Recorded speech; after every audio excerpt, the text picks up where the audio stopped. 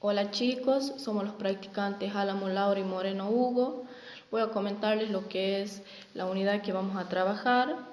Es coordinación de grupos de aprendizajes. En esta clase vamos a ver lo que son conceptos, características y clasificación. La coordinación es una forma particular de relación entre un sujeto y un grupo. Entre ellos se comunican y aprenden juntos a la luz de un proceso de acercamiento mutuamente deseable.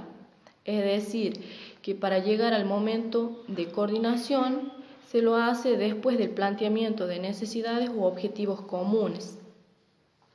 Así se produce el encuentro en lo que son las necesidades o los deseos del coordinador con las necesidades o los deseos del grupo.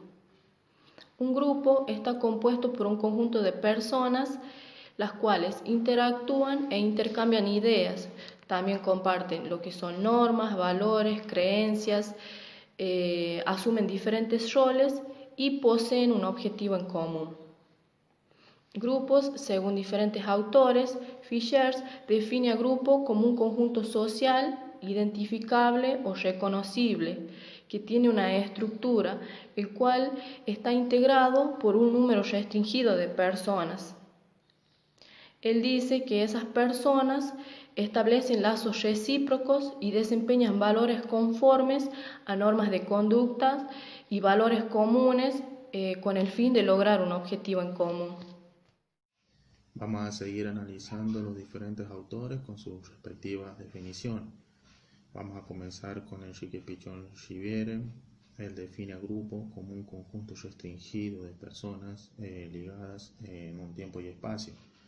Tienen como finalidad una tarea y ellos interactúan a través de los roles que posee cada miembro del grupo. ¿Se entendió? Ahora vamos a comenzar con el siguiente autor, que es Ulrich. Él habla o define grupo como una unidad colectiva real, directamente observable y fundada con acciones activas o continuas. Quiere decir que para que un grupo funcione correctamente, cada integrante debe asumir su rol asignado y mantener una cohesión. Eso es muy importante. Ahora,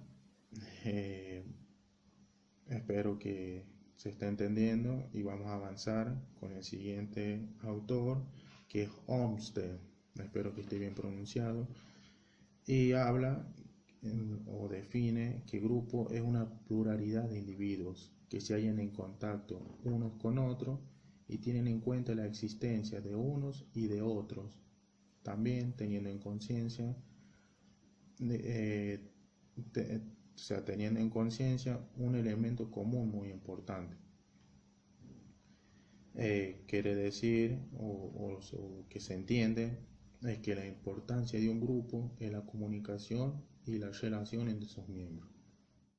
Valles y Seldrich, espero que esté bien pronunciado, definen a grupo como un conjunto de personas en interacción, en situaciones cara a cara, donde cada miembro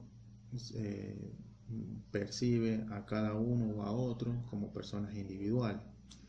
En esta parte, el grupo se debe tener en cuenta al individuo, la interacción y las situaciones cara a cara. Espero que se haya entendido. Y Kurt Lewin determina que el grupo es un todo. Acá tenemos que tener en cuenta el ambiente, los miembros, surgen sus grupos y lo más importante es la comunicación. Ahora pasamos al último autor, que es Martha Souto. Ella define el grupo, que el grupo es un espacio de producción de fenómenos de transformación constante, ya que puede integrarse o desintegrarse en cualquier situación o tiempo. Características y funciones de los grupos. Fishers habla de grupos funcionales, los cuales están constituidos por miembros que desarrollan una interacción social. Es decir, que esa interacción debe ser cara a cara, lo cual influye en la conducta de un individuo o miembro de ese grupo. Y debe estar orientada hacia la consecución de lo que es una meta u objetivo en común. Theodor Neukölln define la interacción como un proceso en el cual el individuo a la vez responde a los demás y recibe respuestas de ellos. Es decir, que hay un intercambio entre personas, también una transmisión de la cultura. Este proceso de interacción en el cual el individuo influye y es influido por los demás es indispensable para que la transmisión de la cultura se dé de generación en generación y no se pierda o no desaparezca. Heuback definió la interacción como la fuerza interna de la acción colectiva vista desde el lado de quienes participan en ella.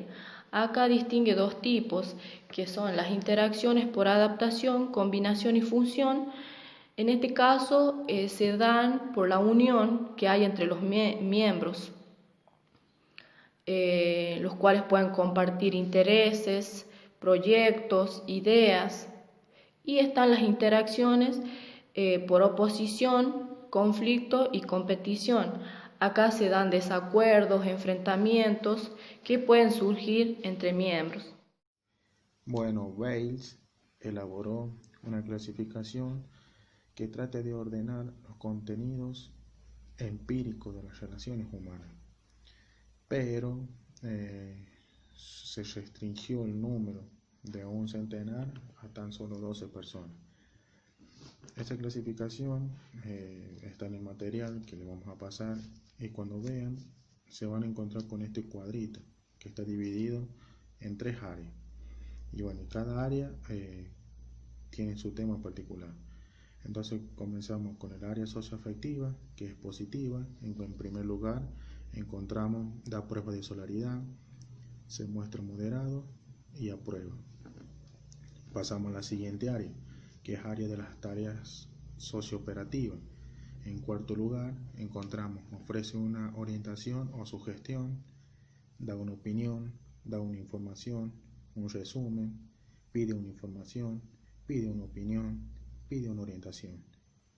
Pasamos a la siguiente fase o siguiente área, que es el área socioafectiva negativa.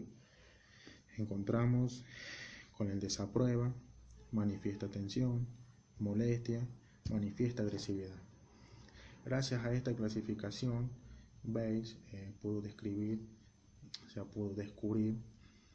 una existencia complementaria muy significativa, tanto en el rol del líder como en el resto de sus miembros del grupo. Sin embargo, este autor Jim manifiesta o critica que Bales, lo que hizo Bales es muy limitado, tanto en su campo como en su técnica, debido a que solamente permite situaciones verbales y discusiones entre los grupos a tan solo 12 personas, solamente eso, nada más. También se habla que las personas integran grupos por adscripción o adquisición, que es lo que es una adscripción. Son circunstancias que no dependen de la voluntad del individuo. Por ejemplo, nacer en el seno de una determinada familia. El sexo y la edad quedan fuera de nuestro alcance. No sé si se entendió. En cambio, la adquisición, que se diferencia de la primera, es que es elegido. Nosotros las elegimos. Por ejemplo, depender de un determinado club. Eso es adquisición. Bueno, esto. Pichon-Riviere habla de la pertenencia grupal, en la cual los miembros se sienten parte o se sienten identificados dentro de ese grupo, en donde se tiene en cuenta al otro para la realización de diversas tareas, de diversas actividades, en cuanto a las tomas de decisiones. Si un individuo no puede asistir o está ausente en una reunión, se lo menciona, se hace de cuenta que esa persona está presente, se lo hace parte de las tomas de decisiones, de los acuerdos que se toman dentro de ese grupo. Es decir, que acá Pichon-Riviere habla de un nosotros grupal. Clasificación de los grupos. Los grupos se clasifican en grupos primarios y en grupos secundarios. Los grupos primarios son un conjunto limitado de individuos con relaciones cara a cara y que se adhieren a valores sociales en los que les son comunes.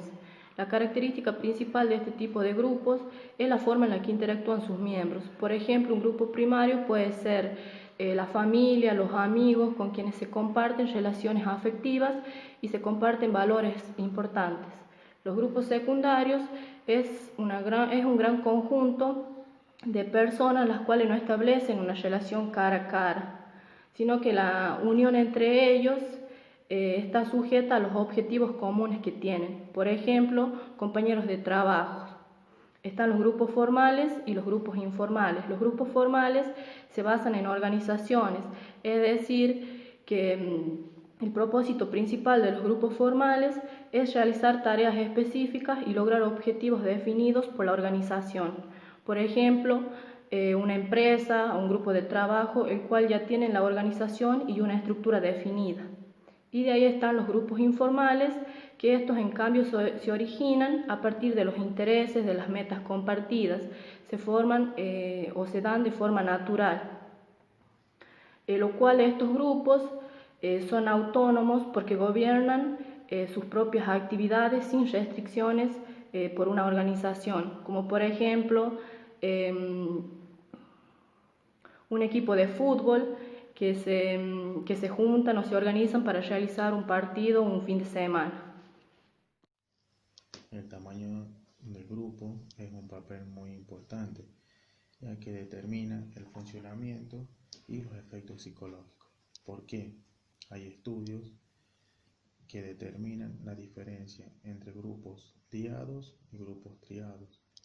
Los grupos diados son grupos de 3 personas y los triados grupos de 3. Además, explica que mientras más grande es el grupo, tiene menos posibilidades de que se manejen de una manera correcta, debido a que hay participantes que se benefician mucho más que otros, tienen más participación y empiezan las opiniones negativas.